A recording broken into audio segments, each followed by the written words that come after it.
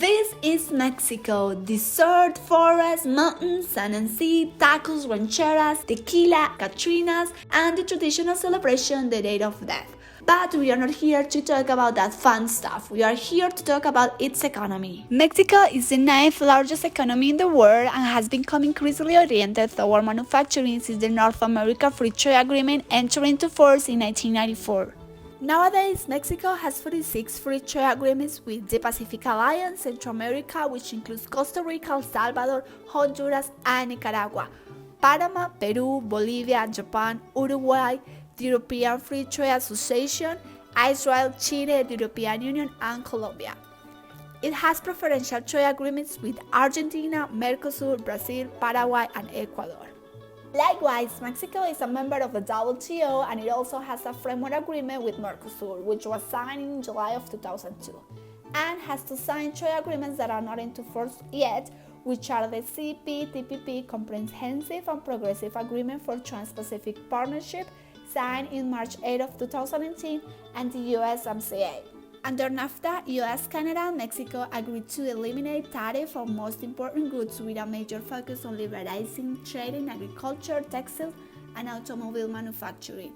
The deal also sought to protect intellectual property, establish dispute resolution mechanism, and through side agreements implement labor and environmental safeguards. NAFTA will tear down trade barriers between our three nations.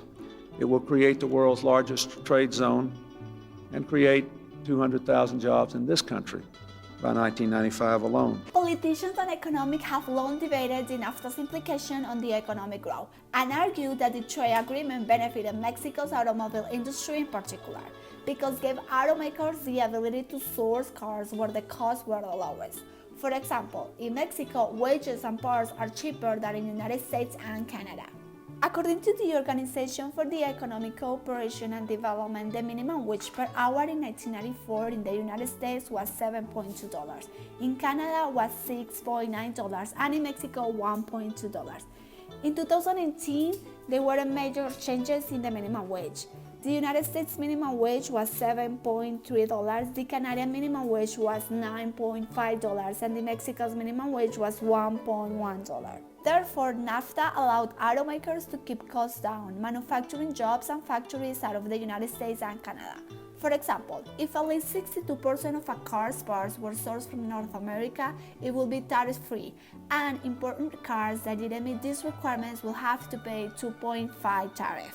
As an industry, we've kind of performed some economic miracles when it comes to keeping cars affordable by being able to source some of those 30,000 parts from the least expensive places. President Trump has long pledged to either get rid of NAFTA or substantially rewrite it.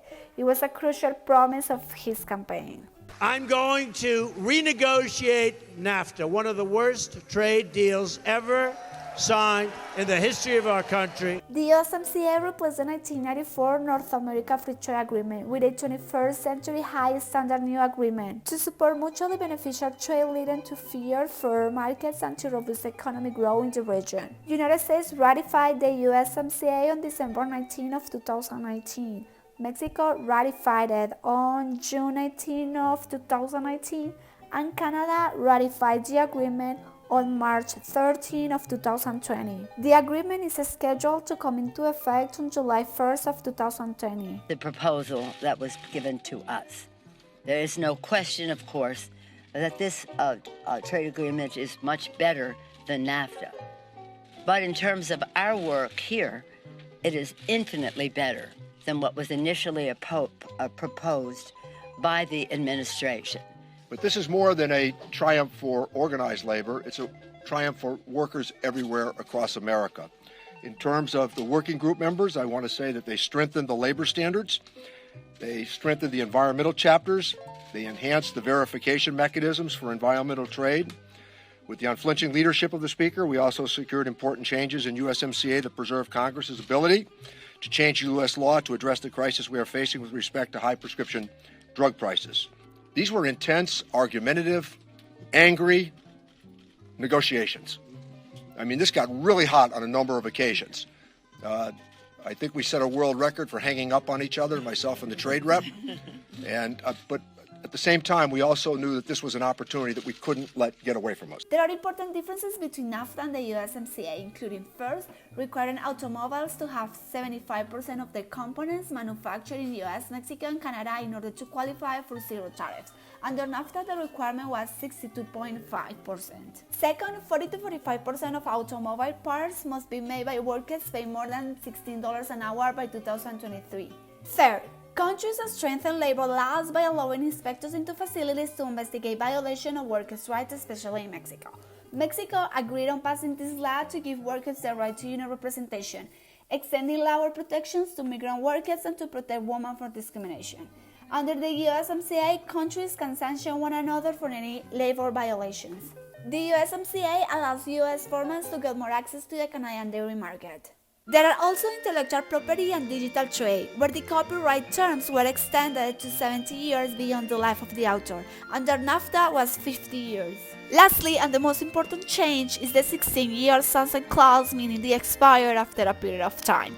The agreement also includes a review every 6 years where the US, Mexico, and Canada will have to decide to extend the USMCA. How substantially different is this new USMCA from the old NAFTA? Yeah, I would say that the new USMCA is really 90% NAFTA. And that's actually the most important thing here, is that what happened is that this cloud of uncertainty about the future of NAFTA, the possibility that the president might withdraw from NAFTA, goes away with the agreement around the completion of the USMCA.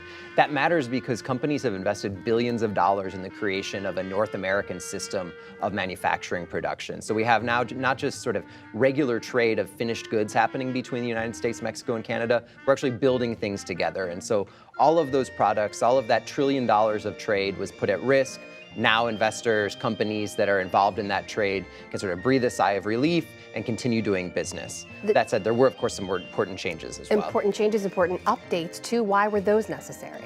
Well, that's a matter of a huge debate, whether those were necessary or not. And I think in certain areas, different people would, sort of have different opinions. So on labor, for example, the idea that there was a need for changes to Mexican labor law, Mexico agreed to a major labor reform through the USMCA. That, in my opinion, was absolutely necessary.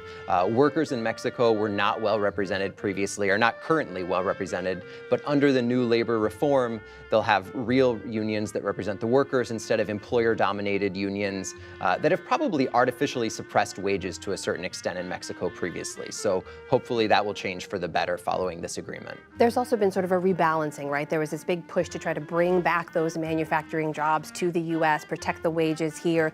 Will this deal have a significant impact on that front? I mean, I think the reality is that most of those jobs in manufacturing that have been lost in the United States were lost due to automation, technological change, robots on the factory floor, things like that. So we shouldn't expect any major changes. I mean, the reality is, in my opinion, NAFTA wasn't the main problem there, so changes to NAFTA can't solve that big problem. That said, there are some specific areas where there are important changes, and the auto industry was one that was mentioned, right? So, there will now be rules that say a larger portion of what goes into an automobile needs to be made in somewhere in North America. That's going to bring some auto jobs back to the United States, but it's going to come at a cost because cars will be a little bit more expensive. And this is what the ITC, the International Trade Commission of the US government, found when they did a study on the change from NAFTA to the USMCA. They said there will be jobs gained and sort of production gained in the US auto industry, but there's actually a larger loss in the rest of the economy because it takes, money and new investments to meet these new rules.